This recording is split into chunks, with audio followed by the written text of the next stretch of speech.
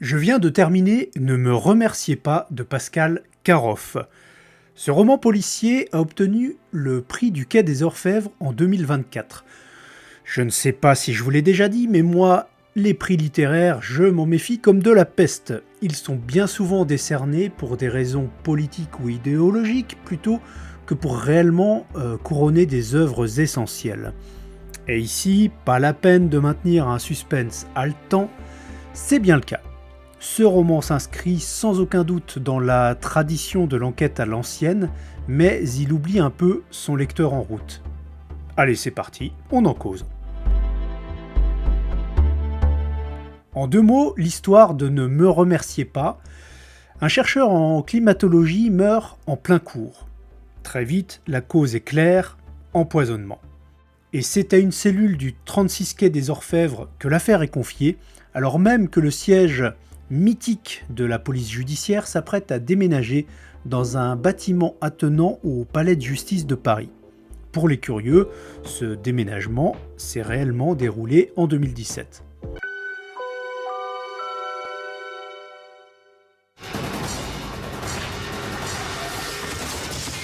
Cette fourgon en moins de 18 mois. Un butin qui s'élève à 2 millions d'euros. Je sais équipe, Léo. Vous l'aurez. Et donc on assiste à une enquête menée par une cellule mixant flics à l'ancienne et experts du numérique, et donc qui s'intéresse au monde de la recherche et à ses petits travers. Je vais commencer par quelques points positifs. D'abord, le rythme du roman, avec deux parties bien marquées, une première moitié lente où le climat s'installe, vous aurez remarqué le jeu de mots, et donc on y découvre tous les protagonistes, on suit les premières pistes, on déroule un petit peu la pelote. Et une seconde moitié, beaucoup plus rapide, où les forces entrent en action, où les masques tombent. C'est un découpage assez classique et qui fonctionne, je trouve, assez bien. Ce qui marche pas trop mal non plus, ce sont toutes les pistes, les hypothèses qui sont lancées les unes après les autres, qui sont vérifiées ou invalidées par différents moyens, que ce soit des interrogatoires, des croisements de fichiers, des vérifications techniques. C'est bien ce qu'on attend d'une enquête de ce type. Toujours dans les points positifs, cette dualité enquêteur à l'ancienne et nouvelle technologie fonctionne à peu près bien. Les uns et les autres interviennent à tour de rôle pour donner du crédit à l'enquête.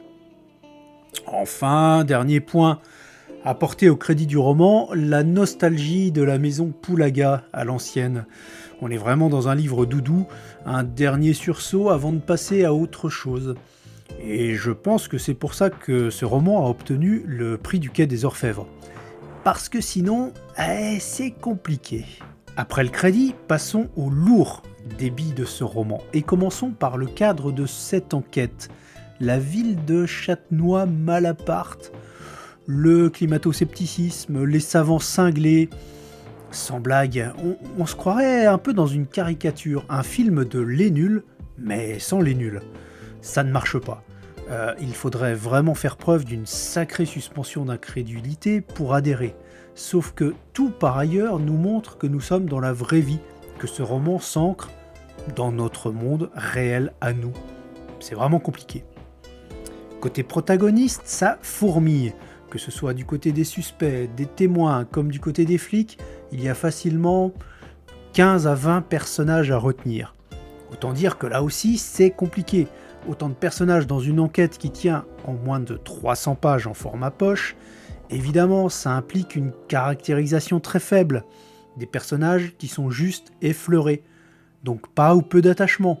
Et d'ailleurs, on se fiche complètement de ceux à qui il arrive des trucs pas très cool, les trucs pas très cool pouvant aller jusqu'à la mort. L'enquête en elle-même est décousue. La faute au rythme que j'évoquais plutôt comme un point plutôt positif.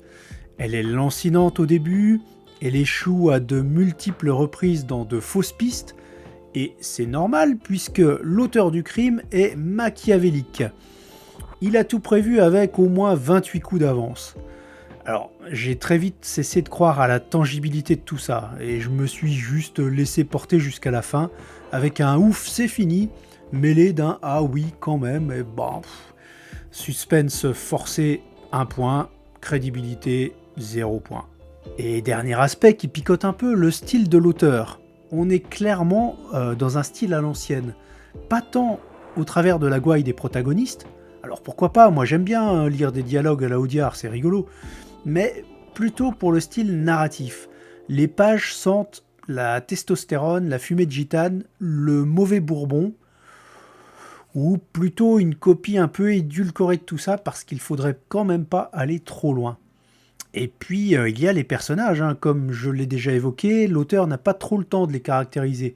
Donc ils sont expédiés en quelques attributs. Et côté personnage féminin, c'est assez simple. On a la Belle, par exemple. Alors, je ne m'avance pas trop en supposant qu'il n'y a pas beaucoup de femmes dans le juré du prix du Quai des Orfèvres. Ou alors qu'elles sont aussi nostalgiques de l'ancien temps que les mecs, les vrais. Je ne suis pourtant pas le premier à être choqué par la caractérisation de genre, mais là j'ai vraiment trouvé que c'était trop simpliste et caricatural. Même les personnages féminins qui ont de l'importance normalement dans ce récit, eh bien ne seront que spectateurs de ce que font les hommes. En conclusion, eh bien sans doute que les flics à l'ancienne et les aficionados de Rick Hunter pourront apprécier cette enquête qui aurait pu être écrite dans les années 70, qui aurait dû être écrite dans les années 70. Pour les autres, bah écoutez, passez votre chemin.